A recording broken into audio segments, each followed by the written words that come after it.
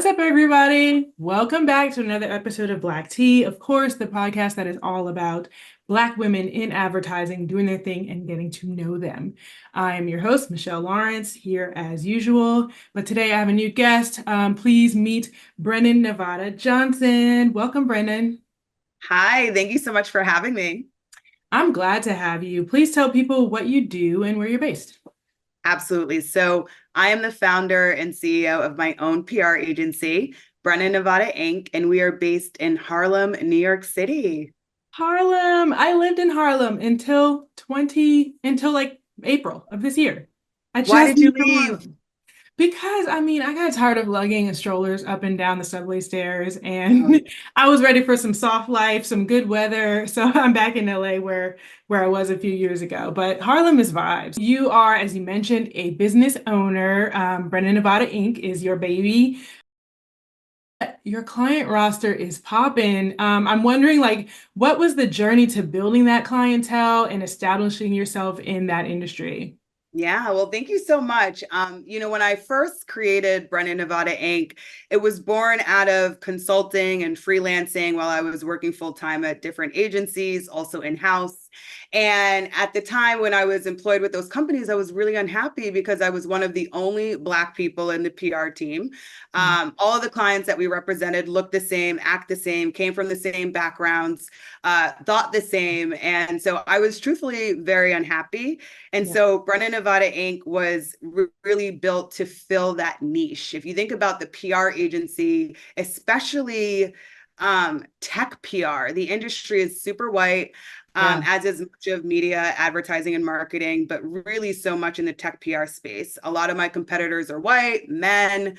And so a lot of the roster that I built up with my business, these companies used to have representation by those other agencies, and they just felt that they weren't getting their stories told. So when they came to find out that Brennan Nevada Inc. and myself was deploying PR services, communications, press, relations. Yes. They honestly were really thrilled and truthfully relieved that someone looked like them could be able to tell their story. And so we work with some of the biggest Black-owned businesses in the country, including solo funds.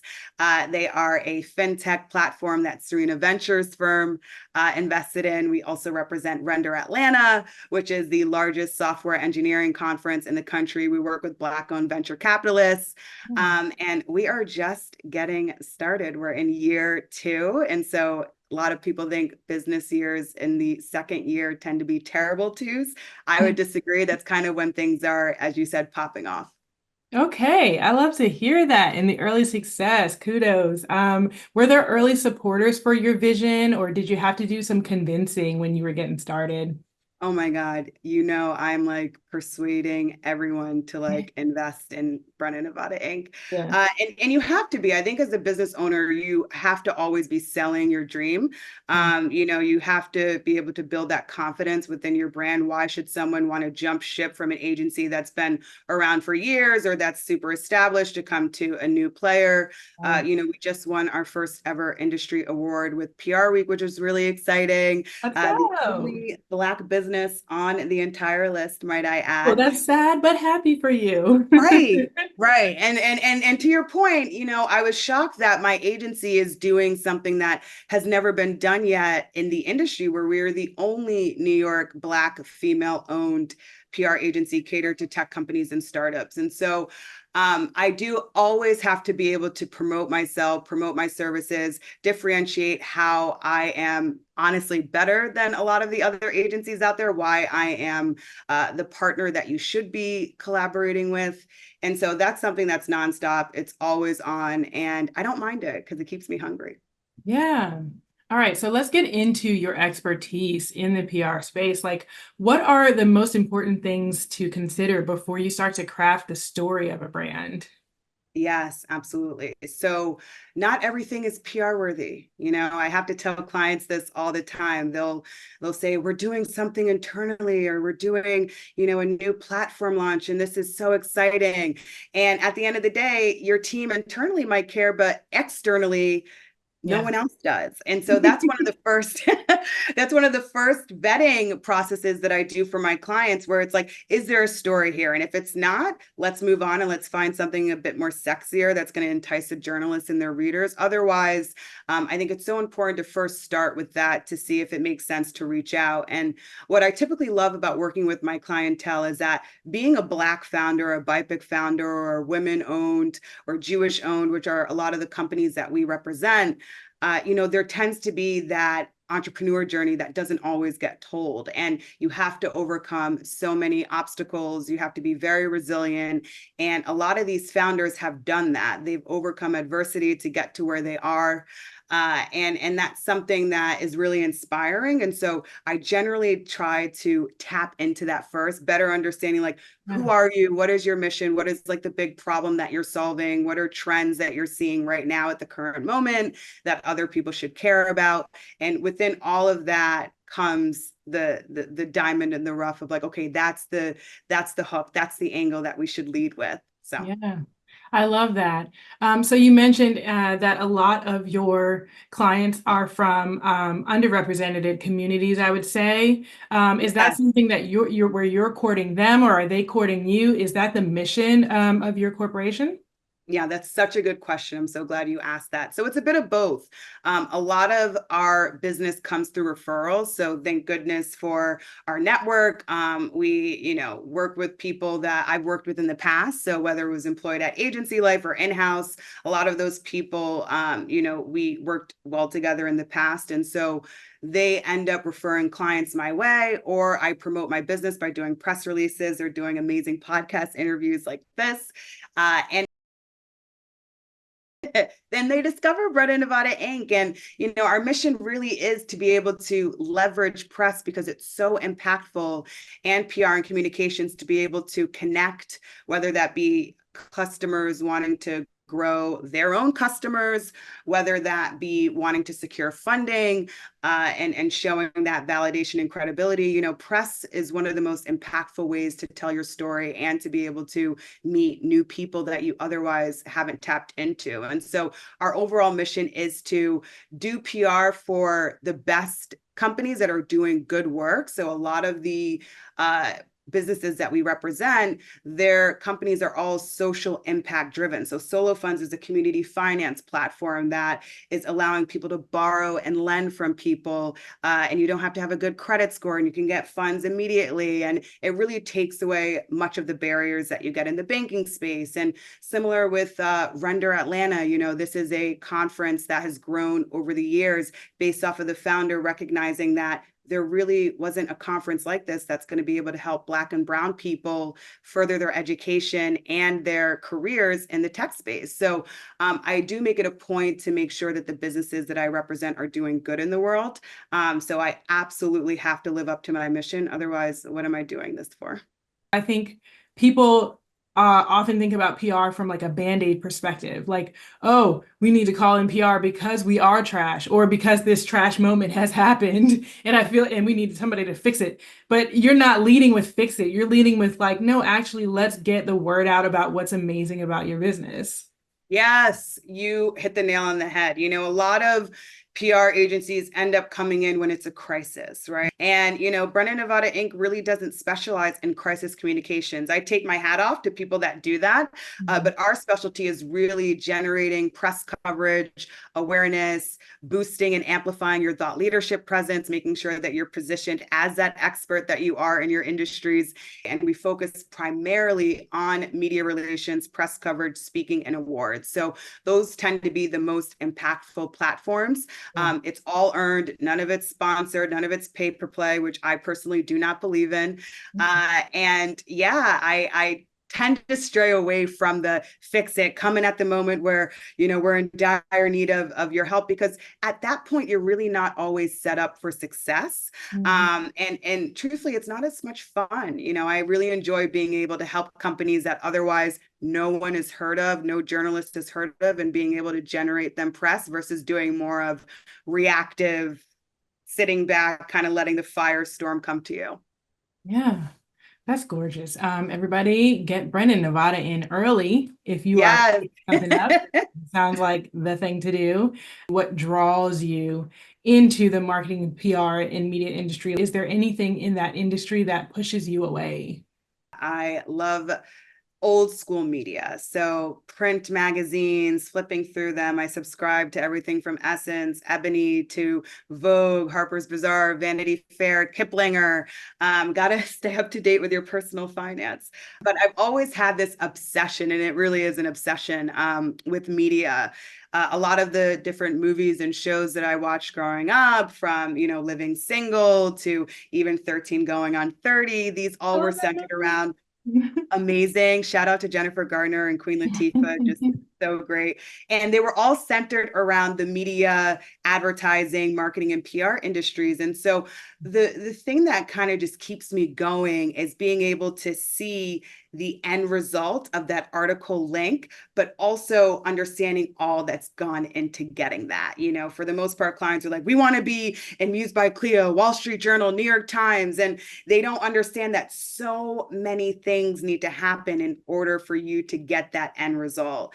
And so being able to ideate on what the story angle is, being able to start pitching and reaching out to media, then landing the interview for your clients and hearing them tell their side of the story in ways that you want to make sure that you can improve yourself on in the pitches going forward. And then being able to see the story come out and how the journalist captures what it is that they're doing. It never gets old. Honestly, thank God, because I don't enjoy what a lot of founders do when they get into the industry, which you asked about staying away from. Of course, we need to grow. We always want to be expanding. We're super happy with the scaling that we've done so far, but I don't enjoy new business. And that's tends to be what a lot of people get into once you're a founder, once you're a CEO. They pivot away from doing the actual strategy and execution, and they do more of like the new business. And to me, that is just so boring. I'm like, I can send you a deck, I can pitch my butt off, but I want to be able to like get my hands dirty and also, get in the trenches with how I'm going to tell your story. So that tends to be the things that I stray away from with my business and what moves me. Yeah. Beautiful. And you can really see your passion coming through just even when you're speaking about these things. I love it. I love to hear it. The obsession is real, Michelle. You have Black history in the bloodline. Yeah. I'm also curious if that's something that you discovered through like your own research, or did your parents and grandparents like always keep you in the know with that? Such a good question. So yes and no. I recently discovered that I was related to the founder of Black History Month, Carter G. Woodson, in 2022. My mother's great grandmother was Woodson's cousin. And, after figuring that out and kind of going more down the rabbit hole recently, I realized like, oh my gosh, like my ancestor was the original journalist, the original publicist, the original marketing media guru, because he did so much during a time when he really didn't have any support. I've discovered a lot of the impact that he's done beyond just, creating this monumental holiday that was, made official in 1976. But I never grew up my whole life knowing this, only until I was like in my late 20s. And so it's been mind blowing, if I'm being honest with you. And it's added that motivation that I think that I needed in order to just continue to make the impact and making sure that my services are accessible to Black and Brown companies that don't always have the same, access to capital and generational wealth as our white counterparts. And PR is something that is very pricey. That I think that my ancestor Carter G. Woodson definitely lived by, because he used his talents and his resources to make sure that he was doing everything that he could to just tell and amplify Black voices. So I mean, if it's a getting a huge holiday month lesson. isn't PR, then I don't know what is, girl. Yes, It's in yes, the blood. I love that. yes, That's amazing. It's amazing how knowing where you come from and knowing what you're rooted to is so energizing. It's so like it yes, makes you want to do things for that purpose, and you don't feel like I'm yes. trying to get paid. You know what I mean? So Right. that's You beautiful. And took I the feel like words our out of my parents are mouth. so like they're sleeping on gems. They really are. Like they Right. don't know, they don't have any idea what happened before grandma. And I'm like, I'm trying to dig in and find some new stuff Right. going on. Yeah. Right. You couldn't have said it better yourself. That's exactly right. Okay, so before I get you out of here, I like to ask everyone, are there any Black-owned products that you are loving right now? Oh my gosh. So Pat McGrath, and I honestly don't wear a lot of makeup, but Pat McGrath is just a genius. All of her products dropping are amazing. There's a lot of great fashion designers as well. So I love everyone from like Off-White. I've really been repping Off-White, Rip Virgil.